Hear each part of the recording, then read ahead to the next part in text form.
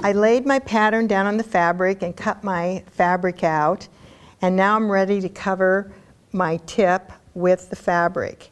And you can see how this is on the bias here, and it's all pinned on. And I started doing a slanted basting stitch all around. You sew the slanted basting stitch to the crinoline without going all the way through the hat to the inside. You don't have to do that. So we're just going to do a slanted basting stitch here right through the crinoline.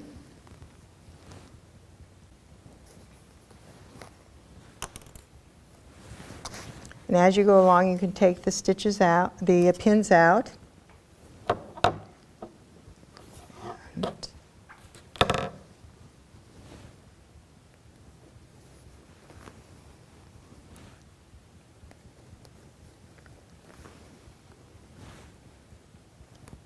And this is real easy, and you want to make sure that your stitches are about 1/8 of an inch down from the top, because you don't want to ever see your stitches from the outside.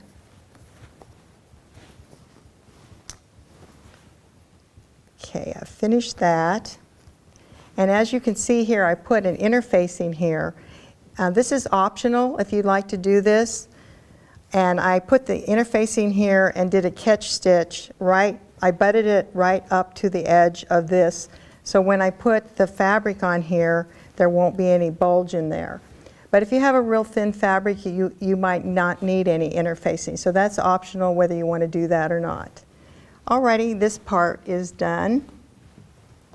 And the next part is to take your side band at the sewing machine and sew up the center back seam and then iron it. The next step is to sew the center back seam with your machine if you cut this out on the bias. If you didn't cut this out on the bias, then you're going to have to sew that center back seam by hand.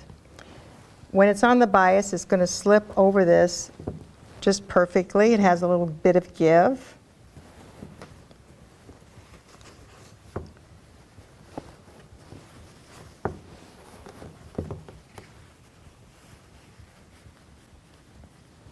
And I'm going to tuck the top edge under 1/2 inch.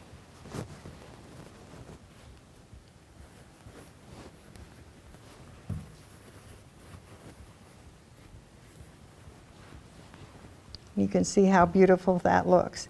Now I'm going to try to make sure that it looks good, that it's at the right level, and then I'm going to go pin it before we sew it. We're going to sew it with a slip stitch, which is the invisible stitch.